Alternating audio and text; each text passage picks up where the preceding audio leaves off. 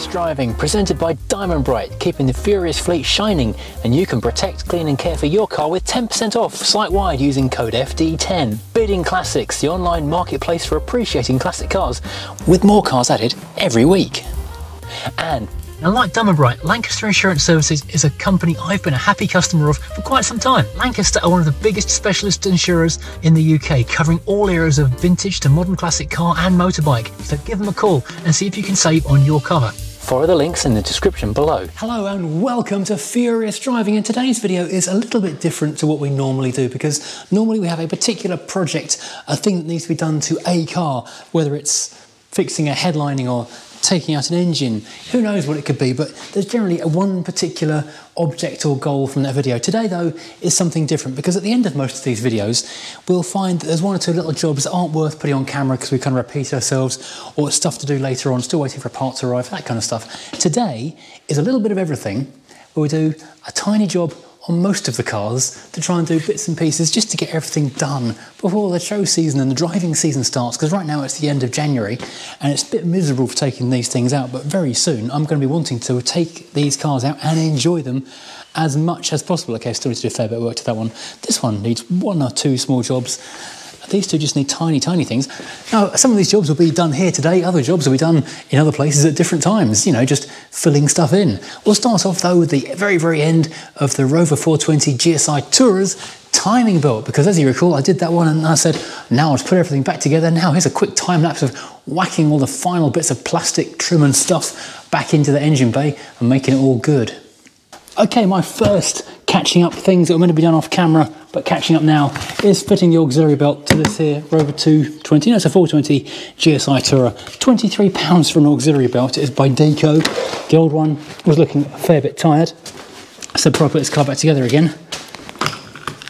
And I pull this thing out and feed the new one in, because it does feel kind of grossy and I don't have a lot of faith in it. Well, that's decided it doesn't want to come off, so I'm going to have to get brutal with it. There we go, job done. Ta-da! Free, like a snake. Let's get my new one in there and fiddle it around. That's all wrestled on, looking new and smart, and I've even wiped a little bit more oil off around the background.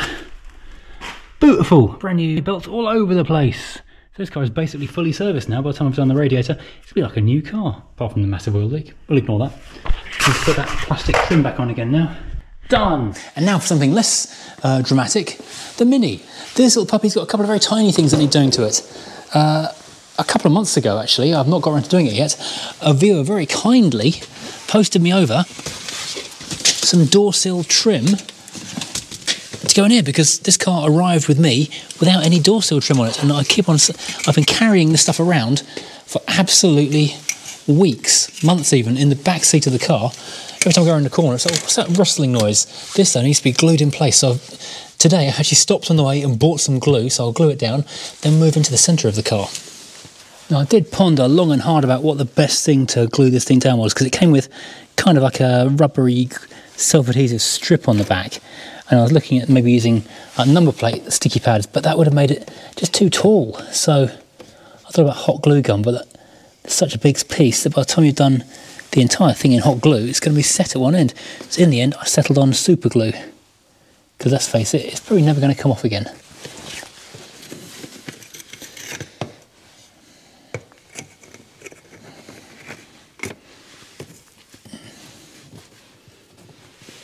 There we go, that's, whoops, get it in the right place. Whoa, yada. Let's hold it down a minute or so, and that should go off really quickly. That's a big old difference. Really lifts this little area of the car up. Let's open the door and see this shiny Mini Cooper thing, which is missed. It's been lacking for the last, well, I've had a car for nearly 5 years, actually more than 5 years. Time flies, doesn't it? Yeah, really looking forward to getting this car out again very soon indeed. I missed Bingley Hall at the weekend. I was thinking about going, but it's just such a long drive from Kent up to Staffordshire. And I had so much to do, Freelander related and other stuff. There we go. Okay, so now we have a nice shiny plaque.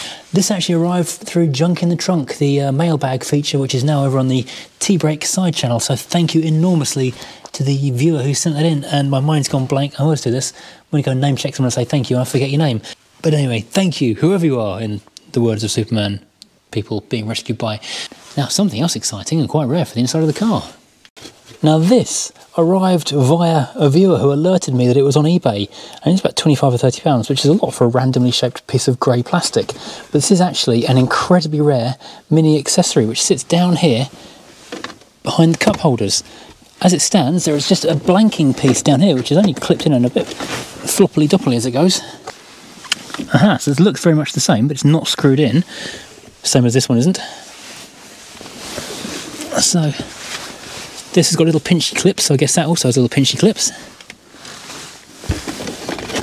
Right, turns out this job is actually much easier if you haven't got the radio installed, so you can put your hand in there and undo the clips and feed it out there. So this is quite interesting because this is the one that is standard in the car, which is the little blanking plate, and this is the upgrade one, which I think is an optional extra. You could have chosen at the dealer when you bought the car, and this has got a little cubby hole so you can put things like drop your phone in there.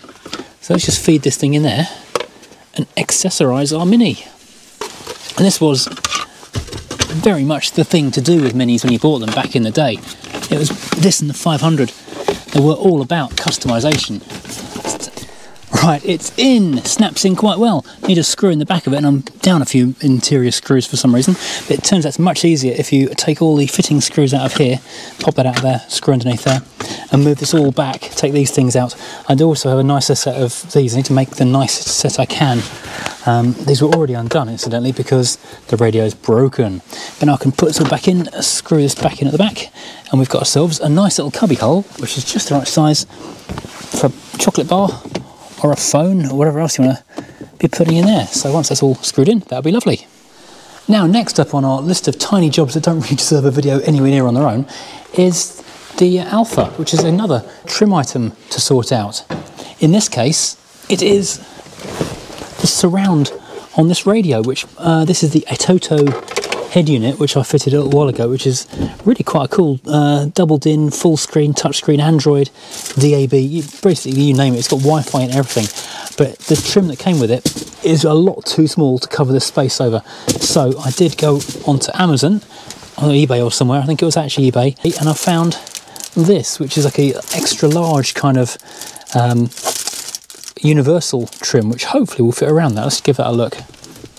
Okay, so that has a little tiny inner bezel which pops out, and that squeezes onto there and clamps that really nice and tight, and then that will fit onto these little pegs and recess in the back of here. Not bad for about £3 off eBay. And then what I need to do is trim this down, so if I mark up what size to do it, and I can come back having trimmed it and make it the right size. Indeed, I need a steel rule or a sharp knife or something more than I've got over here at the minute. The big saw I found in a skip is probably not the right item for this particular job today. Right, I don't know if you can see that or not, but that is now marked up on the sides and the top, where I need to cut those 3 sides off, and the bottom I think just leave it completely as it is and then pop back with the super glue, pop it back in the car. And bada bing, we've got ourselves a nice fascia. I say about £3 off eBay. It's got a nice kind of stippled, silky effect like factory plastics do. So yeah, all looking really good. Right, now what else we got to do? Oh yeah, the Volvo. So my old friend, the Volvo 740. This car, I've been parked here a little while over winter. I changed the clutch slave on it, or master, I forget which, slave cylinder I think, because that was very much kaput down there on the gearbox. However, I never got around to bleeding it. I said, I'm going to come back and bleed this very soon. Never did, because basically it's been blocked in here by everything over winter. That has got its head gasket issues, that's staying away from the salt. The Minis are over there, yeah, it's just blocked in. So what I need to do is quickly bleed this up, which means getting a spanner down in there and adding some fluid in there, because this is a shared clutch and brake hydraulic system. Okay, so we've got the Easy Bleed kit set up just there. We're just going to take a feed from a spare wheel. I'd much rather use a spare wheel than the actual car tyre, because then you can drive on and not be stranded with a flat tyre. The thing about Easy Bleed kits is 60% of the time they work every time, which is not the best odds. Quite often what I find is they just have way too much pressure from the tyre, so they just blast fluid through at a terrifying rate and make an absolute mess. Ooh.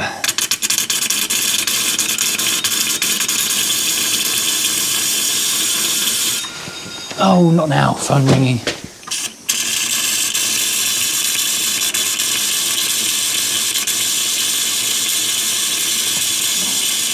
Right, that does appear to be done. I've just noticed though that the coolant seems to be extremely low in this car. I'm just going to give that a top up. Remember what colour that one, what kind that takes. But we can start it up just for a second and see if it will go into gear, which I hope it will do. Battery's been on charge, so hopefully it'll start up without too much fuss. Nope, perhaps it won't. Perhaps the battery is dead. But the pedal feels okay though, so I'm sure that will be fine. Anyway, yeah, that would appear to be a dead battery. Mind you, this battery is pretty old. This battery came with it. It's a genuine Volvo battery. I think it's at least a decade old. I know people often comment about the number of batteries I get through, but I have got 14 cars, so the odd flat battery isn't going to be unexpected. My jump start pack, sadly. Oh, it's a jump start pack in the Mercedes. I'll go and have a look, hang on. I did have it, it was in the boot. Let's see if it'll crank it. I don't think it will though. I think that battery is behaving like it's so low that it's not even going to do a thing, which is a shame. Ow. Oh, got lights this time. Oh, ho, ho, ho. Yes! Volvo is alive. Gordon's alive! Now let's see if we can get the thing into gear. Oh yeah. That is the lightest clutch I think I've ever driven. Wow. Astonishing. It feels like it's not even got a clutch at all. It feels like it's broken or something, but you know, all good. I must get a big Swedish flag to go alongside the Union Jack just there. I'm going to turn it off now because slightly enclosed space. And I'll put the battery back on charge, but there we go, central locking works now. I suspect I'm going to be buying a new battery for this forthwith, which means soon. Right, 12 volts standard. It was showing 10 volts. It's now showing 14.8, 13.4. It's kind of all over the place. I'll leave it connected and see if it can bring that back and rejuvenate that. But I've got a feeling a new battery is definitely on the cards very, very soon indeed. Right, I think that's all my little niggles done over here for the moment. What about other cars we can de-niggle right now? Well, there's only one more thing I'm going to do on this little roundup of odds and sods that need sorting out. Trust me, there are plenty more. But this one is going to be on this car, the 200 VI, and it's another trim item because very kindly, Nitro Silvia has given me a centre console piece for this car. I don't know, I think it was an optional extra when you ordered the car, because this is the standard piece you get, which is just sort of lash tray in the back and blanking plates. But if I fit this one here, you've got the centre cubby hole, which is really handy for putting mugs in, travel cups, I mean, if you're out on a long drive. And since I'm going to be using this car for a long drive tomorrow, I'm going to fit it now.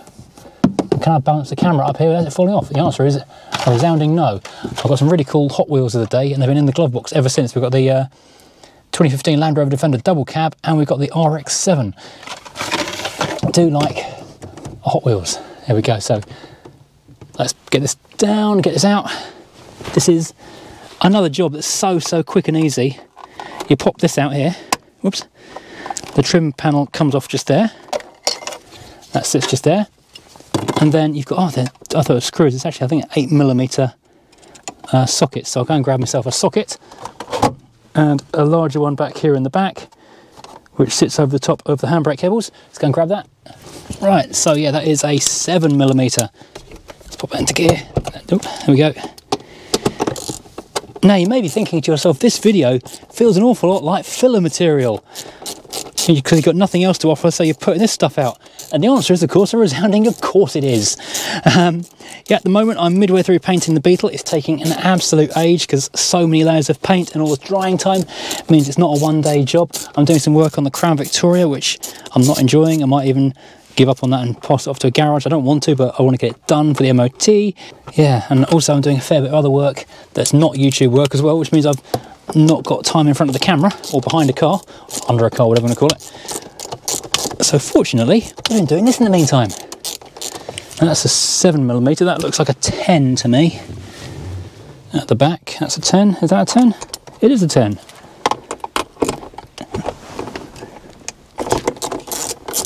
That feels very tight. It feels factory tight, like that's never been removed in its whole life. This will make this car so much more easy to live with, because I do use this one a fair amount. I mean, I'll be honest, of all the retro cars, this is probably the one that gets used the most, simply because it is so nice to be in. It's such a nice car to drive. It's comfortable, it's fast, it's pretty economical. It does everything you could possibly want it to do really well. And so, yeah, it gets just used and used. And so having somewhere to store your cup rather than trying to balance it in the door pocket or something silly is a big advantage. I need to move that out the way as well. There we go.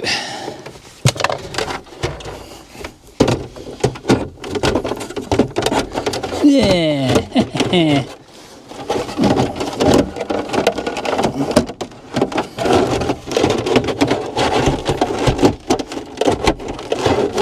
There you go, that's in there. Oh, I know. Can I slide that underneath there is the next question.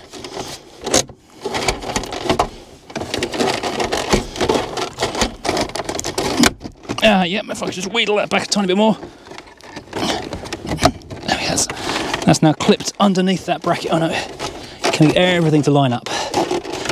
Yep, everything's now lined up. That's clipped underneath that bracket at the back.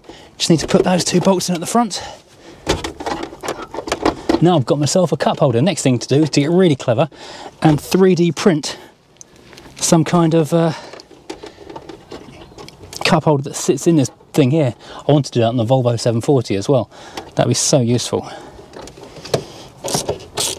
As always, and I say it every time, all the tools I'm using can be found in the Amazon affiliate link at the bottom of the video, which helps keep the channel going. Every time you buy anything on Amazon, if you've clicked the link, regardless if it's a link you've clicked or not, it does send a little kickback to the channel so we can keep on making these videos, which is a good thing. I hope you agree. You might not agree. Maybe you never want to do that again. Maybe you want me to stop. I don't know. Right, that's now all bolted down inside. That can snap back in there. I do have an armrest top which came with this, but it's a grey colour, but I don't need it because I'm purely going to use it to put cups of coffee in there and tea when I'm driving, so that's all good. This can snap back into place with electric window switches. Oh, I've not fixed the driver's window. That's the other thing I need to go and do. Next time I do one of these roundup videos, that will feature that. Well, it came out easy and it goes in again. Oh, I've just found one fly in my otherwise perfect ointment, and that is that this little trim panel which hides the bolts down there is actually slightly different on this armrest panel to the standard one that I just took out, which is a little bit of a shame. I'll have to go and do a bit of hunt around, see if anyone in Facebook groups or anything has got one of these, because I kind of need one. If you've got one, let me know. Send it into the junk in the trunk address. I'll pay money for it. Maybe. Well, no, I won't do that. Who paid money? What am I talking about? All good. So we've done a variety of useful tasks. The cars are all slightly better. We've done some stuff and we've said hello. Right, so I'm going to go and sign off and go and get ready, because I'm doing Cars and Coffee with Lancaster Insurance and Practical Classics over in St Ives tomorrow morning, where I will be taking this very 200 VI for your perusing pleasure, if you like. Also a bunch of t-shirts, hats, mugs. I've got some new mugs actually, which I'll be revealing tomorrow. Over at the Cars and Coffee between 8 o'clock and 10 o'clock. It's quite an early one and an unusual thing. I think it's something to do with the Practical Classics and Reliant register doing a big run. So yeah, it'd be quite fun to go and see all of that. Anyway, thank you for watching. As usual, like, subscribe, all that kind of thing. Head over to furiousdriving.co.uk for all the usual merch stuff, and see you again next time doing something more substantial than little odds and sods. Anyway, thank you for watching and goodbye.